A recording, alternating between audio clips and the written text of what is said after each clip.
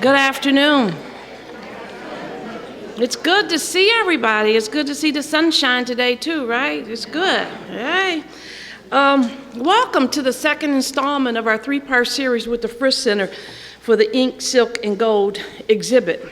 My name is Gail Carr-Williams, and I am with Vanderbilt University, and pleased to have this partnership with the Frist Center for the Visual Arts. So proud of the Frist Center for all of the great exhibits that they bring, and right now it is full of great exhibits, in addition to the one that we're going to talk about today. So I hope you all get a chance after this lunch, if you haven't already, to go and take a look at some of the exhibits. And if your time is short and you just want to buy a little something, take a walk into the gift shop. They have some amazing mementos that represent the exhibits, as well as just other great things. So. And before I go forward, I want to say thank you to Tony Stewart, who is the chair of religious studies at Vanderbilt University. And Tony has been very instrumental in helping design our panels and also direct our panels. And I don't see him here yet today, but a really big thank you for him and all of his support in doing this. Today is an exciting day, and I think we've got some great partners both with Vanderbilt and our other arts community, our performing arts community, with the Nashville Ballet today. And at this point, one of the best things about doing this program is being able to partner with so many fantastic art professionals here at the Frist Center. So today I get to turn, last month I got to turn it over to Megan Robertson, and this month I get to turn it over to Ginny Soenksen, who will sort of introduce the panel to you, and also there's a bio for everyone. And Ginny is amazing and will do a great job moderating the panel today. So Ginny, thank you, Frist Center, thank you for the partnership, and enjoy.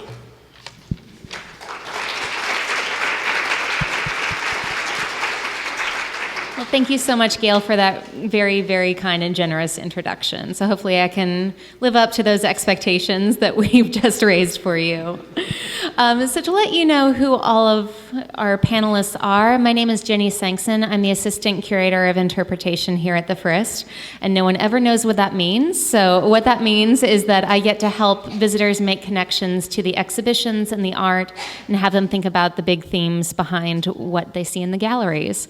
And I'm joined by two fantastic co-panelists, and I'll let them introduce themselves. Riyaz? Hello. Is it on? Yep. Hello, everyone. Good afternoon. Yeah. I am Riyaz Latif, and I'm a Mellon Assistant Professor of Art History at Vanderbilt. And as for my own work, I focus, well, broadly on Islamic culture, so that's my specialty. But for specifically, I work on architectural history and to do with the western edge of Islam, so to speak, which is pre-modern 14th century Morocco and structures there. But today, I'll be migrating a little to the center. Yeah, so I think that should be enough as my introduction. My name is Paul Vasterling. I'm the Artistic Director and CEO of Nashville Ballet, and I'm here today to talk about a ballet that we are creating that's going to premiere in April, based on Layla and Majnun. So I think we'll talk about that later. Indeed we will. So before we launch into the history, there we go. So I just wanted to very briefly plug our exhibition, Ink, Silk, and Gold, Islamic Art from the MFA Boston. If you haven't been in to see this exhibition, I strongly encourage you to do so before it leaves us. And if you have been in to see the exhibition, hopefully we will shed new light on a couple of pieces within the exhibition. We will also be talking about some works that are not in the exhibition. We've tried to indicate those whenever possible on our slides, and we'll try to do that verbally as well, but just so you know. And what the focus is of our panel discussion today is we really wanted to focus on Persian epic literature and poetry and the art that inspired. And we're going to be grounding our discussion in the Ilkhanate period and then talking about how Islamic art continues to inspire artists today with Paul and the ballet. And in particular, we're going to be discussing two very important tales, the Shahnameh, or Persian Book of Kings, and Layla and Majnun, which is an allegorical tale of love and loss and is really beautiful. And both are filled with daring heroes, doomed lovers, and mighty rulers. And hopefully, after you learn a little bit about the artwork today, you'll be inspired to revisit the classic texts. So as I mentioned, most of the works that we're going to discuss today are produced within the Ilkhanate Empire, which lasted from approximately 1256 to 1353. So to start us off, Riyaz, can you give us a brief grounding in what exactly this empire was and why it's important within the history of art? Sure. Hello again. I hope you're all happy with my Indian accent. Yeah, good. So, okay, so to come back to Ilkhanids. Okay, so why are they important? Because I think this is the first dynasty which kind of sets the tone for many things to come in a certain sense. And I mention this specifically within the Persianate context, the world of Persia, right? Within the larger Islamic world. So just to give you a backdrop of the Ilkhanids, and then we'll quickly jump onto their material production. So everyone, I should certainly hope so that everyone knows Genghis Khan or has heard of him, right? The great Mongol warlord. So, I mean, we begin with the Mongol Empire, but very soon after his death in 1227, it is the entire empire, which essentially stretches all the way from China to the borders of Russia, and present-day Russia. And that is divided up amongst his descendants. And to cut the long story short, one of his grandsons, called Hulagu Khan, is sent down, ostensibly to kind of to counter some other threat. But he is the one who essentially captures and kind of expands on this region that we see, most of it. So which constitutes most of present-day Iran. And these Khans, which are these lords, they take the title of Il-Khans, and the Il-Khans here are nominally subject to the great Khan in China, Kubilai Khan, and he has been made famous through the travels of Marco Polo. So, but very soon these guys, they become fairly independent, and that is where we see this dynastic formation, what we know as the Il-Khanids, the Il-Khans. So that's what we are going to talk about. And moving further, in 1295, one of the descendants and the ruler called Ghazan Khan, he converts to Islam. So he becomes a Muslim. And needless to say, I mean, why would he do that? But so clearly there is an alignment with the pre-existing cultural milieu and social norms and so on and so forth, largely to kind of substantiate his own legitimacy in a certain way. So it's kind of creating an identity which is closer to Islamic lands and the land he governs. But that has sort of several consequences also, because all that is also played out through art making and architecture and so on and so forth. So 1295 is that crucial date when Ghazan Khan converts to Islam. And after that, soon enough, I mean, I think he dies in 1304, and then we have his successor called Uljaitu, who is his successor. And this is the time when the kingdom is really getting stabilized. Because these guys have come on a very violent advent, but with long-standing Persianate cultural norms, they gradually get assimilated into that. They adopt those practices. They kind of merge, there's a fusion, and art and architecture becomes a significant vehicle for the Mongols themselves insert kind of themselves into that entire cultural expression through art and architecture. So that's the whole idea. So with that little background, I'll quickly move to this slide, and this is one of the few surviving examples of Ilkhanid architecture.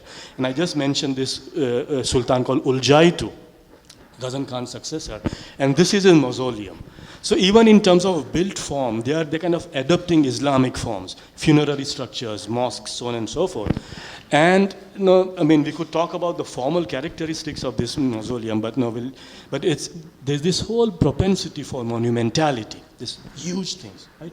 And this is all that exists. What you see is, it is a part of a larger complex, which would include a mosque and a college and a soup kitchen and so on and so forth. And then the patron would also kind of insert his own presence in terms of for posterity, so to speak. And then, just to give you an idea, I mean, it's this huge thing. And this is the time when you see a lot of, a much richer color palette which was coming into play. And see if you see the external walls with these blue tiles and whatnot, but then even the internal galleries, which kind of just beneath the dome, you see a lot of mosaic tile work. And this is what you see, starburst patterns and so on and so forth. And that kind of brings us to the important issue of this relationship of different media, right? So, I mean, when you talk of ceramics, the ceramic production, tiles and vases and glasses and beakers and ewers and so on and so forth, what was their actual context? Because so many pieces of, so many works of art that you will see in the exhibition, and they are here in a different, but there must be an original context in which they were used, they were placed, and they functioned. So, so these are some examples in this geometric patterns, vegetal motifs, and a much richer color palette. I mean, without going into too many details, I'll just say that. And now, if we quickly go to the next slide, then. So these are the two tiles which are on the exhibit here, that you know. So I just show, I mean, if you could go back again, the earlier. So this was the context I wanted to show you, that this is one of the settings in which these tiles might have been used, right? So, and apart from, say, funerary structures, palaces, other mosques, so on and so forth. And that, if you again kind of look at the formal aspects of it, and this, especially star-shaped tiles, and a particular geometry which is kind of developing out of that, and the content. I mean, Ilkhanid period, there are a lot of animal motifs, also surrounded by these vegetal motifs, and this band around with inscriptions. Mm-hmm. So which would also have, it could be anything from Quranic formulas, like the Holy Book, or Persian poetry, to certain didactic formulas, like, to speak a lot is to err a lot. I mean, I should learn from that, but yeah. So that is what you see here. But again, in terms of, I also want to mention the techniques which are kind of coming into play, glazing, as well as what they call lusterware, which is this metallic pigment, and a specific city called Kashan in the realms, that becomes very important for this production. So what you see on the left, especially, is a typical example of Kashan lusterware. So it goes through several firings and so on and so forth. But this is all very nascent, very formative in the Ilkhanid period, and later epochs will kind of pick up from that technique as well as imagery, and then kind of modify it to their own ends, so to speak. Right? And along with that, now we also come, we also kind of very significantly kind of come into this whole arena of the narrative. And this is precisely what you see. In fact, this particular fragment of the tile, it dates a little earlier from before the advent of the Ilkhanids, actually. This probably is very early 13th century, so it's probably 1210 or something. But this is a long-standing tradition to kind of depict figures as well as an environment on the tiles, which really harkens back to earlier Persianate modes of kingship. So what is an ideal king supposed to do? So hunting activities and horsemanship and so on and so forth. So that you see it from very early times, but it is consolidated here in a certain sense that, and it all kind of really happens because you have this great epic, this great poem with which to work, and that is the Shahnameh of Firdausi. And that was completed somewhere around 1010, which is the early beginning of the 11th century. But in what you see in the Ilkhanid period is some of the earliest representations, visual representations of the Shahnameh as drawings, paintings, or on tile work and different other media. So that's one part of it. And the other thing is, the Ilkhanid period is again very important for the arts of the book. So the manuscripts, illustrated manuscripts, illuminated manuscripts, and this is what you see. But again, with the Ilkhanids, as I mentioned earlier, there is this propensity for monumentality. And also advances in technology, and by technology I mean something as simple as the production of paper. And that kind of lends itself to this whole idea of creating grand things. And I just show you one example of a page from the Quran. And I think this was commissioned by Uljaitu. And this paper, one of the major centers was Baghdad in present-day Iraq, which was the production center for the paper. And the paper sizes could go as big as around 70 centimeters. So there's this massive kind of Qurans, massive pages, and oftentimes these were again kept in funerary structures along, for instance, in the tomb, for instance. So this is just one example, and a few of them have come down to us. They survived, those pages. Or this is just one example of an Ilkhanid Quran manuscript. But along with that, there's several other manuscripts which are produced, and now from Al-Biruni and so on and so forth. And there are all these conventions of visuality, so to speak, to depict things in a particular manner. So if I was to just enumerate them, one would be this enriched color palette. There are lots of greens and saffron and so on and so forth, which kind of comes in, as well as they're picking up from certain Byzantine traditions, certain Arab traditions too, and of course Persian. But there is a lot of influx of the Chinese traditions of painting, which kind of comes into that. So in the depiction of, say, water, clouds, as well as branches and trees, and figural representations, you see a distinct echo of what happens in contemporary Chinese painting. Right? So that you will see here. And now I want to very quickly come to, with that background, I want to come to two very important manuscripts which were produced during Ilkhanid period. And these are the ones that really, probably not this, but the one that you'll see next, that really sets the tone for later epochs with the Timurids and the Safavids and so on and so forth. And so many examples that you will see, or you will have seen in this exhibit itself, basically. So just to kind of give you again a little background on this particular manuscript. So as I said, there's a range of texts which are now kind of, there's a visual counterpart to it. So you're writing the text, but you're also supplementing it with visual images. And that kind of leads us into several questions as to, you cannot clearly kind of have images for every little thing that you write. So if the entire text, if it has, say, 50 images, then what are the episodes which are kind of privileged to kind of convert them into visual medium, and why so, and so on and so forth. So I'll just leave it as an open-ended question. But these are certain issues that art historians and people who study these manuscripts, they grapple with them, basically. But this particular manuscript called Jami'ul Tawarik is interesting because it's very distinctive. And as I mentioned, the Mongols or the Ilkhanids, they're trying to insert themselves, and they're trying to kind of propound and propagate their legitimacy through artistic medium, and this manuscript becomes one of the primary vehicles for doing that. So Uljaitu's minister, and in fact Ghazan Khan's minister, who is very powerful, and after Ghazan Khan's death, he also becomes a minister to Uljaitu, the tomb that you saw. And he's the one who commissions this manuscript, which is essentially the world history, right?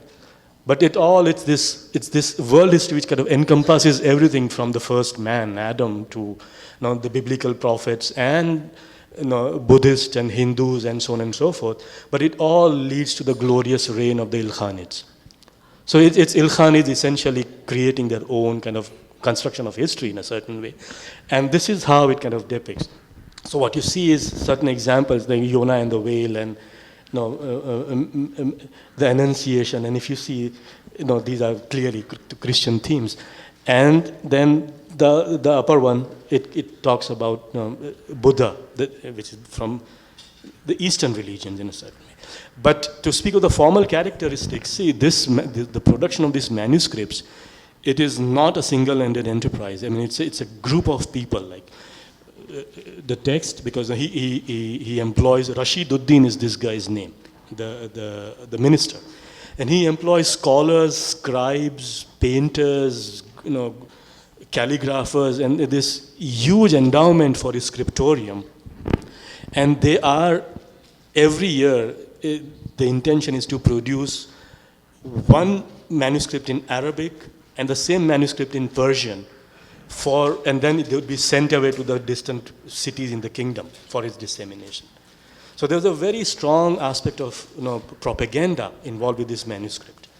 And it was produced, so I would imagine in Rashiduddin's life, at least 20 would have been produced throughout his lifespan, but only 2 have come down to us. They exist. And they are a few years apart, but in terms of their visual representation, they show a lot of similarity, stylistically. So what you see is this is huge manuscript, large, relatively large, but the image that you see, the drawing is kind of a horizontal format. Scholars have argued it probably the influence comes from this Chinese scroll painting, basically, that you see. And also if you see in terms of rendering the rocks and the draperies and so on and so forth, you'd see distinct echoes of certain Chinese traditions.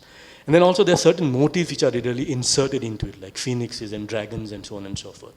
So this manuscript becomes fairly significant, in terms of the Ilkhanid expression, and kind of what is their notion of history and how it leads to them and so on and so forth. So this becomes a visual medium.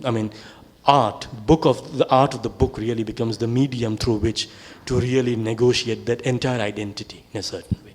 Right? And then another important manuscript, which is one of the most sumptuous manuscripts ever produced, and we come back to the Shahnameh, the Book of the Kings. And this is what you see is a folio, and this is what you have on the exhibit here.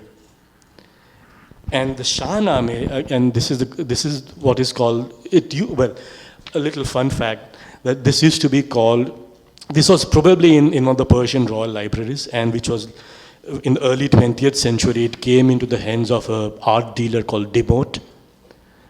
So, this was this huge bound manuscript, but clearly, greed kind of got better of him. So he dismantled the entire manuscript. Even the pages, the folios, he kind of slashed them vertically into half because there would be images on both the sides. And so as a consequence, today, what we have is different pages scattered in different repositories. And at least 2, 3 have come down to the Boston Museum of Fine Arts, some in Freer and some in Met and so on and so forth. And Riyaz, can you just briefly explain kind of the story of the Shahnameh and why it is important within Persian culture and visual history? Oh, yeah, I was just coming to that. Sure. Sorry, yeah. So, but Shahnameh, as the name itself kind of indicates, is the Book of the Kings, the epic. So, Firdausi, he wrote it, and it kind of deals with pre-Islamic Persian kings and mythical kings, and from the first man called Gayumars, and he's the first king, and kind of it unfolds as a history as well as a historiography, all in verse form, right? The entire verse forms it amounts to around 50,000 verses probably. So it's this massive tome, and you can buy it in English and read it, at leisure. Yeah. So, yeah. So it's there. So, but the point is, Shahnameh, and then in Firdausi also inserts some portion of the Islamic epoch into it. It kind of ends with that until his own time. But Shahnameh becomes so important for the Persian identity that it is this national epic of Persia, which deals with their glorious days and reign in the kings and so on and so forth. So it's truly, in the truest sense, it is really embedded in the Persian cultural memory. And that is precisely the point that the Ilkhanids, those earlier kind of foreigners who kind of conquer the lands, that is what they pick up on. So Shahnameh, which is so embedded in the Persian cultural memory, that they really insert themselves into this text, that their presence, and that becomes a vehicle for kind of expressing so many things within the Ilkhanid realm, right? So that is the little backdrop of the Shahnameh. But what you see now is and the Ilkhanid period is where you see probably the earliest reproduction of the Shahnameh in visual form as illustrated manuscripts. So the later epochs kind of pick up from that. So what you see, this is what is called, and so coming back to demote. So since then he has been demoted, and we don't call it demote Shahnameh anymore. It's called the Great Mongol Shahnameh. And its provenance is a little debated. It probably dates to around 1330s, probably commissioned and kind of created in the city of Tabriz, which was the major center.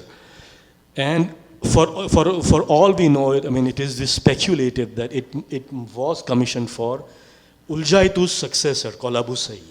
But there's no evidence to that, because it's all speculation. Right? But it is this huge thing, and again, there are certain formal conventions which come into play as far as the visual depiction is concerned. Not all, but most Shahnamehs that you will see following this, the text is in 6 vertical registers that you will see. But in this Shahnameh, what you see is this image. It kind of spans the entire breadth of the page. And this is distinguished by a couple of stylistic features. And what you see is this, the spatial complexity of the picture. And there's this lot of action, lot of drama. If you see, there's this, all these characters and the background. It's fairly animated, if you'll see, as compared to if you went to Jami'ut Tawarikh, and if you compared this. This is a lot more dynamic in its composition and in its characters and so on. Secondly, if you look at the color palette, there's lots of bright juxtaposition of colors and so on and so forth. I also want to mention again that you see an infusion of certain Chinese elements, but they're integrated in a much more seamless manner compared to what you saw in the earlier manuscript. And along with that, this becomes a significant visual vehicle for really transmitting the idea of the narrative. So the narrative in the text has its very strong, very resonant, very robust counterpart as far as the visual idiom is concerned. So these are different episodes of the Shahnameh which are kind of picked up. And the scholars have said that there are around 200 images from this Shahnameh. 58 have come down to us. The others we don't know. Maybe a couple of them in Swiss bank vaults, I have no idea, right? But 58 of them, and the interesting thing is, I'll quickly show you a few images. So these are the ones, and all of these are not in the exhibit. So these are different repositories. This is at Harvard Art Museum, and Alexander figures very strongly too in those histories of the Shahnameh. So you see those images basically, and this is in the catalog, but it's not on the exhibit. And all of them deal with all this, the heroes of the Shahnameh, they're battling dragons or some other stuff, basically. So it's fundamentally correlating with the stories, basically. And that is, on your left, what you see is Rustam, which is Rustam and Zawara, the 2 heroes from the Shahnameh, early Persianate kings. And it is their coffins and their biers. Yep, and there are their coffins there. So their death. And one of the most sumptuous representations or illustrations is the one after that, which is at the freer, I think. This one? Yes. So this is the one which depicts the death of Alexander the Great. And in Islamic historiographies, Alexander somehow figures as a very significant figure. And in fact, they also say that there's this character called Zulkarnain, which is mentioned in the holy book Quran, and he's also equated with Alexander. So the point being, Alexander, there are so many episodes with that. So needless to say, in the Shahnameh he figures greatly, and again you see this very rich rendering, and there's with this backdrop and the colors and the draperies and this whole setting, which is amazing. And people have argued that this particular setting here, you would also again find in funerary structures. For instance, say the tomb of Uljaitu. And today it's bare, but we have to kind of imagine it with very rich draperies and textiles and so on and so forth, which kind of make that interior space in its composite expression, so to speak. But and people have also spoken about the Great Mongol Shahnameh in terms of its figural representations, that they are definitely much more rounded, and the figures tend to interact between each other, and they show a lot more emotion, so to speak, compared to the earlier, more prosaic, more static kind of expressions. So that is it. So then we go to the next slide. And these are again few examples from the great Mongol Shahnameh.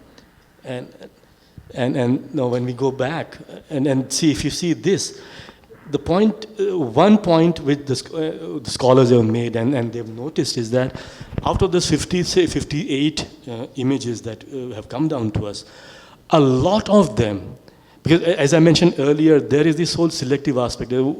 What is the text that you privilege to be converted into a visual idiom? So, I mean, what is the episode, what is the narrative that you privilege, and what do you subdue? So, in this, especially in the great Mongol Shahnameh, a lot of images, a lot of visual representations, they largely focus on war, destruction, death, and mourning. So and just to give you a few examples, two coffins and Alexander's bier and so on and so forth. So clearly, art historians have speculated on this particular selective aspect of the Shahnameh, this particular Shahnameh, as to why is it that this is happening. And they've offered these interpretations which are at the best contingent, that and the advent of the Mongols and their assimilation into the Persian cultural society was not the happiest episode. I mean, right? So because so that, and then it also essentially kind of marks a self-reflection on the part. If at all it was a royal commission, apparently it marks a self-reflection on the part of the Ilkhanids about the way they kind of the way they came in and the way they kind of assimilated into the cultural norms of Islam. Right? But to wrap up the entire thing, the point is that this Ilkhanid period and these few representatives, there's much more, but these manuscripts and these visual conventions, they really set the tone for the later dynasties to come. And that is what makes these very important in terms of nascent arts of the book within the Persianate world of Islam, so to speak. And to illustrate my point, I'll just go, and when we move forward, here. And we do need to move along very quickly, so. I'll take 45 seconds and I'll be done, yeah? And so just to say that the Shahnameh is so embedded in the overall cultural memory that it's reproduced again and again. That is the manuscript which has come down to us in its several forms. And I just show you two sumptuous examples from the Safavid, much later period, around 16th century. And that is again a Shahnameh commissioned for a prince. Just 2-3 images from that. And this is called the Tamas Shahnameh. And if you'll see the gorgeous manuscript basically. And just the detail of this Safavid manuscript, the next one. Yeah, and if you'll see, this is the way the rocks and renderings, so on and so forth. And you see these faces embedded in the rocks? Yeah. And so again, scholars have talked about, because the Safavids were a Shi'i dynasty, and scholars have talked about esoteric meanings of Shi'ism kind of embedded in the visual culture. But that's about it. But it kind of gives you some glimpse into how it has progressed.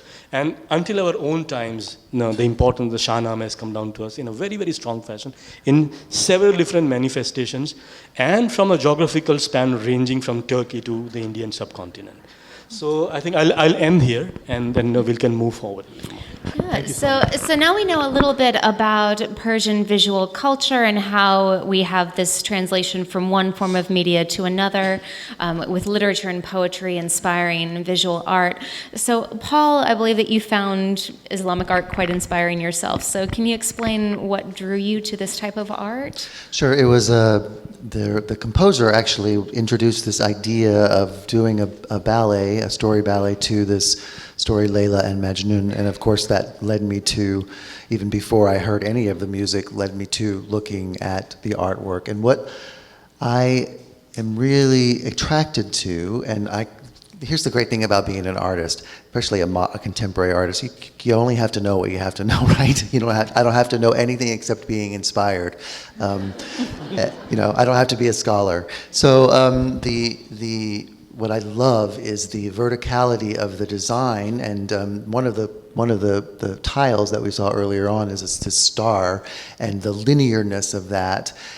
as opposed to the beautiful curved alphabet of the Farsi and the language. And you see it all over in the thing. And there's a wonderful verticality in some of the writing, but around it are all these beautiful swirls that to me reminds me of dancing. And that's kind of where I jumped off of it. And I'll say this later, the designer of the costumes for this ballet that I'm creating, and I went to New York to the Met, and we found the Islamic part of the Met, and we couldn't find it at first, and we were sort of wandering around. If you've ever been to the Met, it's gigantic.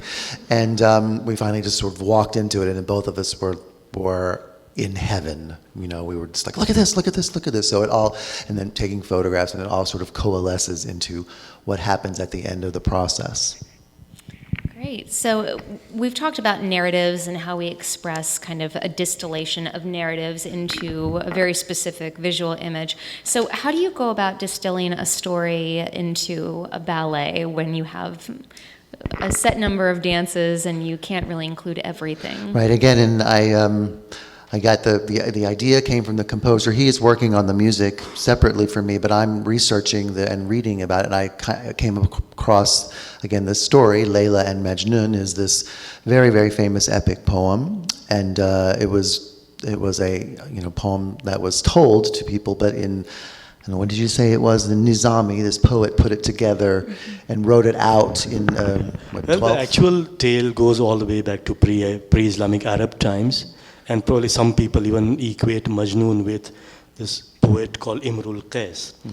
So it was there as anecdotal form, but Nizam is the first person who really consolidated, and then it becomes this huge poem, basically. I found the complete text of Nizami translated in English and started reading it, and yes, there is a lot of information. It's an epic poem, and you have to, so kind of trying to figure out what the essence of the work is about is where I go with it, and Richard Danielpour, who's the composer, which I think I'll talk about in a little bit, we wanted it to do it in 5 episodes, and I had to come up with 5 episodes out of the book, and it is sort of figuring out my first impression of the story, which is kind of Romeo and Juliet-esque, is that Majnun, which means the madman, he sees this girl on the street, and they fall immediately in love, and however they can never touch each other, and he goes insane for the love of her, and that insanity is represented. It comes out of him in the form of songs and poetry. So to me, my first step into that was, it's the artist, it's the inspiration of the artist, sort of quintessential artist life, unrequited love that causes him, her to write poetry or paint or whatever. That was my first kind of step into it. But as I've gone along, I found I don't know if you want me to go into this part of it, other parts of it, and talking to people like Riyad and other people, finding out what the story really is about. And what I loved is that it came about being about this divine love, and this mortal love, or human love, represents this divine love. So the beloved is Layla, the woman, and the man is Majnun, and he is searching for the divine, or God, in this story, this allegory. And that's kind of the direction I've gone with the ballet as we've gone along. And that's something that we see in the art in ink, silk, and gold as well. We mentioned the star tile with the horse on it, and the Persian text that is surrounding it. And the translation of that poem is, "Do you know, O my admired one, why my 2 oppressed eyes are full of tears? My eyes keep drinking from desire for your lips. Water falls from the mouth of my pupils in the year 710. So this is obviously can be taken as romantic love, but can also be used as a magical, mystical meanings, yeah. Mm-hmm. Right, and there were so many episodes that I loved in the story that I had. They didn't make the cut. There's one that my favorite. It's not in the ballet, but Layla is in her house, in her room, and her maid is singing this song, and she likes the song, and then she starts to really listen to it, and she says, "Where did you hear this song?" And she said, "Oh, I heard it on the street from the madman." And so and Layla realizes that the song is really about her, and that's how the story is manifested. So that's one of my favorites. It couldn't really make the cut of the ballet, but And Paul, can you talk briefly about why you wanted to bring this ballet to Nashville? Why did you think that this was the season and the time to showcase this work? Gosh, you know, I was introduced to this composer, Richard Danyapur, who is Iranian. His family is from Iran. He's American, but his mother and father were born in Iran, Persia. And he was visiting here. He works with the Nashville Symphony quite a lot. He's done a few world premieres with them, and very well-known composer, and I got to meet him at a party, and he said, you know, let's have coffee, and he proposed this work to me, and at first I was a little like, didn't know the story, admittedly, and as he started to talk to me about it, I thought, wow, this is really so rich with imagery and so much poetry that it really could be really exciting. And then I started to, it actually was supposed to happen this year. The ballet was supposed to premiere in 2015, February. But, you know, because of things happened and the world turned and we couldn't quite do it, and it ended up that we put it into this next year in 16. I realized that Nashville actually has this amazingly dense population of Middle Eastern, and I didn't even know this, that this is Kurdish folk here are one of the largest in the U.S. For various reasons. So there is there's really resonance within the context of the community. I have to say though that for me, as an artist, as I kind of alluded to first, it's just I get to be inspired. That's the freedom of being a creator, is that you pretty much get to do whatever you want. And that's one of the reasons why I kind of put it. There are no rules for what we do. We get to just sort of make up the rules and be inspired by the world around us. And that's kind of why I thought it would be a good time here. And you mentioned being inspired in particular by the music, and can you talk a little bit about the score and? Yeah, these are the designs here that we can quickly go through these if you want. And these are uncolored designs, unpainted, but. And you had we were talking beforehand about the script, and that was wonderful. Could you share a little bit more about that with the audience? I'm really fascinated with this idea of writing, which I alluded to earlier, and the beautiful lines of the script. So the designer, whose name is Holly Hines, when we went to the Met and we were looking, we decided to kind of incorporate the words into the design of the costume. So each of the characters, each of the people will have a bit of the poem written on them, and that's just a representation of it. I actually have one of the colleagues of Riyadh at Vanderbilt is going to actually write the words out for me in these beautiful Farsi script, Arabic script that will use the actual ones. And you mentioned that's going to be hand painted on each costume, yeah, correct? Each one of them is hand painted. And who gets on. that lucky task?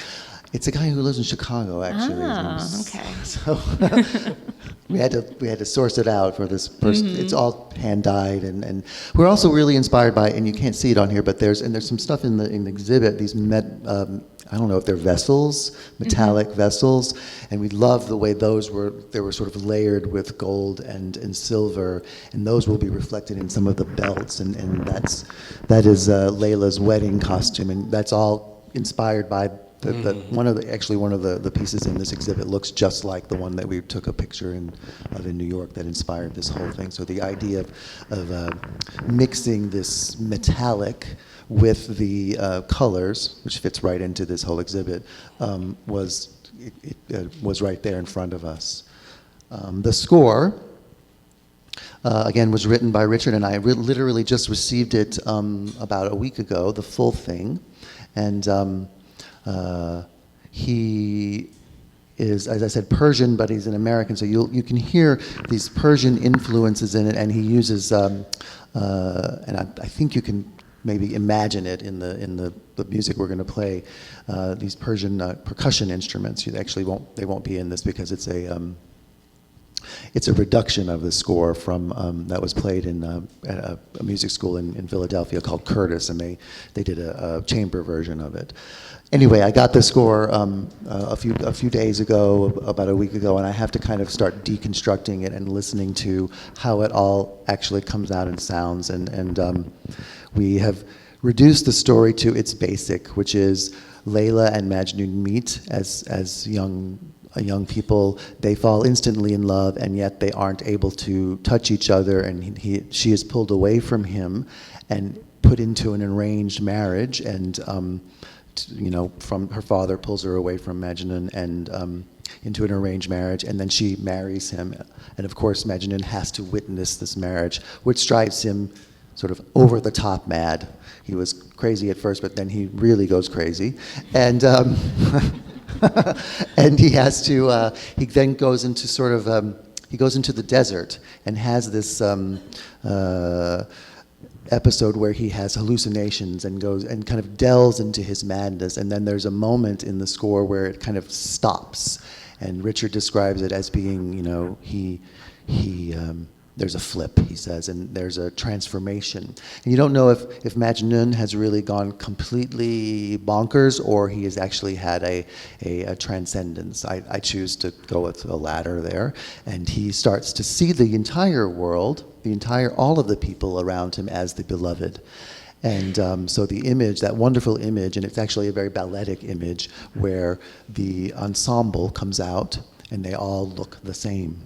And to him, they are, you know, the world is his beloved, and that, and of course, there's in the ballet, and I'm not giving away the ghost, but there's a big sort of a procession of dancers who look just like Layla. They are in white. They are in the white of her wedding, and then the last one, of course, is Layla, and they dance together at the end. And I was originally going to leave the ballet like that, you know, this very romantic way of thinking of they would be together forever in eternity, I guess. But in talking to some of my colleagues and some of your colleagues and some of these people who know about the mysticism, they said, you know, it's really about finding God and finding God within yourself, and which I thought was such a lovely idea. And so the choice that I've made is that he actually will end up, she will leave him. He ends up alone at the very end of the work, in sort of comfortable and in touch, you know, with the God in himself. And I believe that we have a clip of the music that we can play for our Yeah, audience as a preview. This is a little tiny bit of the, and it's just done for 3 instruments, whereas the music will be played by a very large orchestra, the Nashville Symphony, which, as you know, is incredibly accomplished. So this is just sort of a really kind of a taste of what the music sounds like, and you can kind of hear Richard's influences in it.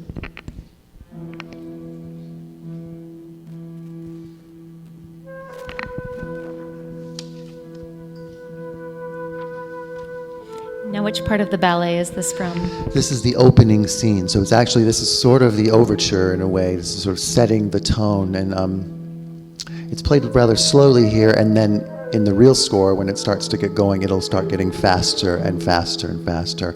And there are, he has, and I can't think of the name of the instrument now, but it's a Middle Eastern percussion instrument that sort of will come in and out. There's a really wonderful, you can hear it in just a minute, I think. Do you hear that scale up? That's a beautiful motif that he uses throughout the whole ballet. It represents this idea of going up.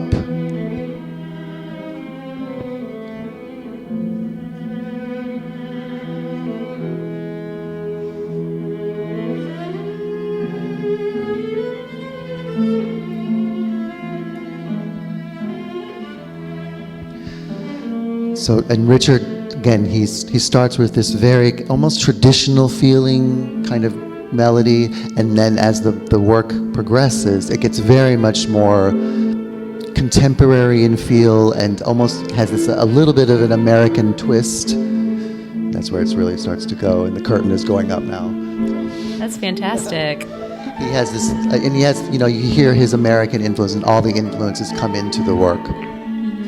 Well, thank you. And we also, I think that you're workshopping right now. The ballet will premiere in April. Is that correct? Yeah, it premieres in April, and again, my process is really a lot of experimentation from all of these influences and all of these inspirations. And I had a few moments, I think this was probably in August, that I did this, maybe in July, this little clip. And this is like showing you my underclothes, actually, to be honest with you. You're going to hear me singing and making all kinds of weird noises, but this is me in the studio with a lovely dancer whose name is Alex Meister, and we've used this music and we're just sort of fooling around with the themes, movement themes. Can we go to our video, please? Here we go.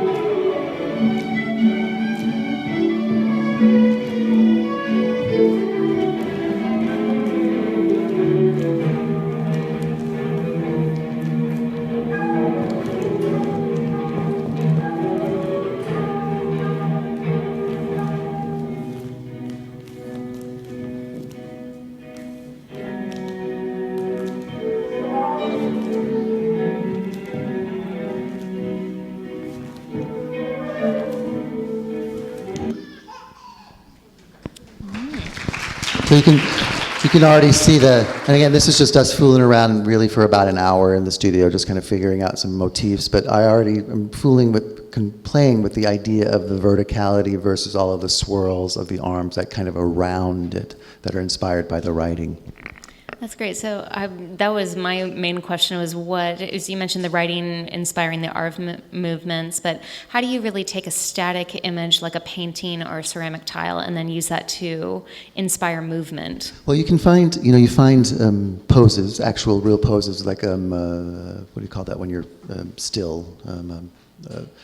A tableau, kind of tableau feeling that you can then pull out and use in bits and pieces, and you could even start with that, have the dancer or the dancers start with that, and then you start to have them work around it, start to improvise around it, and then you start to find things about it and edit it. So it is sort of an expansion of the original idea, and the essence of the idea is an expansion and a kind of exploding out of the original ideas, which, I'd love to talk about. And I didn't mention that, this lovely curvilinear movement, I would love for the backdrop, and I just realized that in just recently that, the eight-pointed star that we saw earlier, actually when you see the ballet, I'm hoping that it will have a backdrop of a very linear only of these stars all the way, and it'll probably be about, all symmetrical of them,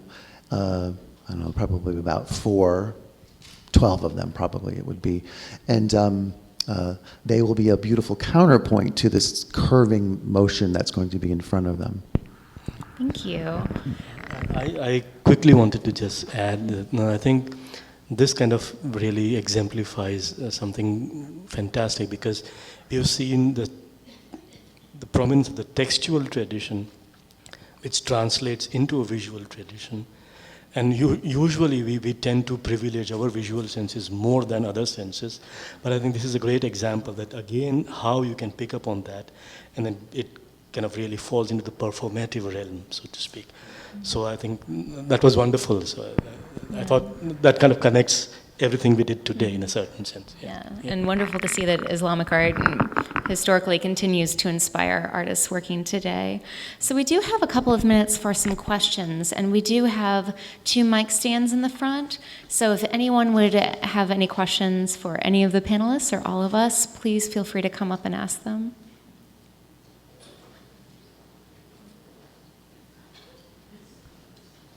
You're just all so blown away by all of our insights.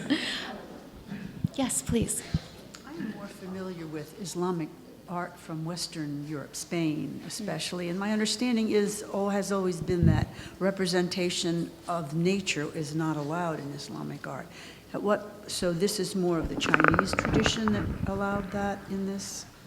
Yeah. Well, in fact, I think that's one of the myths of Islamic. And I'll use the word Islamic in quotes, right?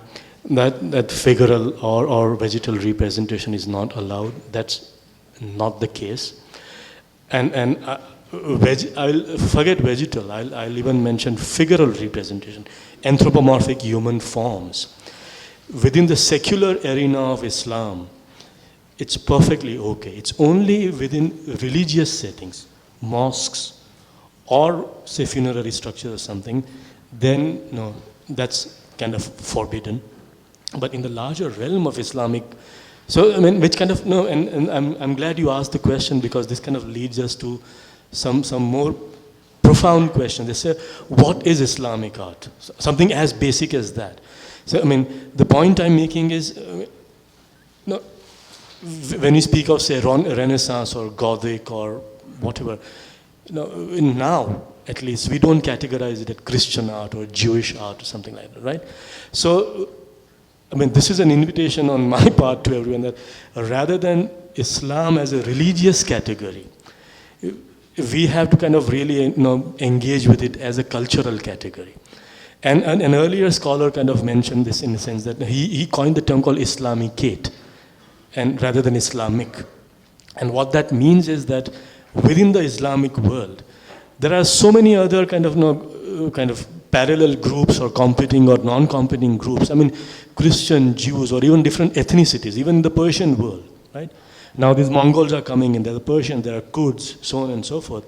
They all are kind of contributing to that cultural expression. So then what is Islamic in a certain sense? It's only that it broadly falls under the rubric of an Islamic political system.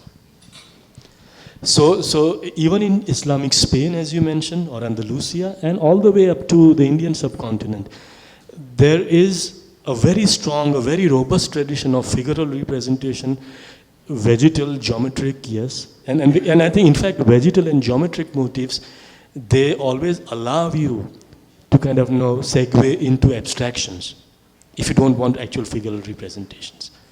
So I think, so that's it, basically. Are there any other questions?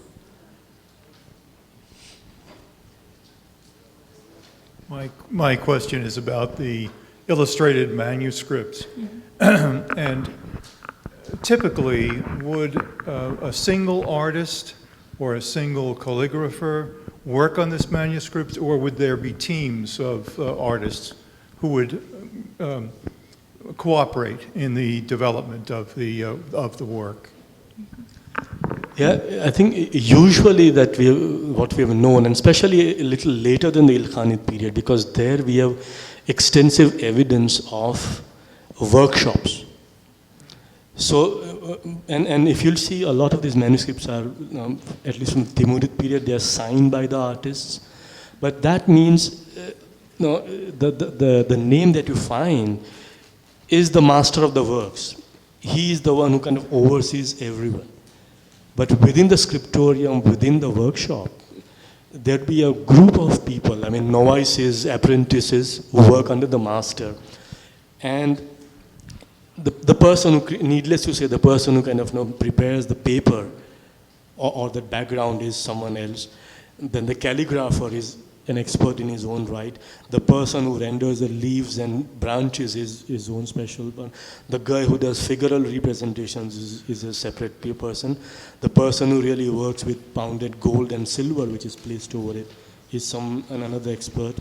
And the person who really binds the entire manuscripts and with leather and so on and so forth.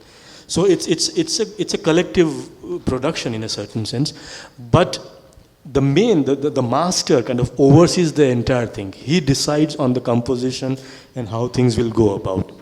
I mean, imagine a modern architect, for instance, right? But there'll be so many other people, the mason and the carpenter and this and that and whoever. So it's not the architect himself who is really creating everything, but he oversees the entire thing. So, and that is how traditionally these manuscripts have been produced until our own times. Right? So, occasionally if there's some lesser ones, yes, there will be fewer people or just one person doing it, but predominantly and especially with royal commissions.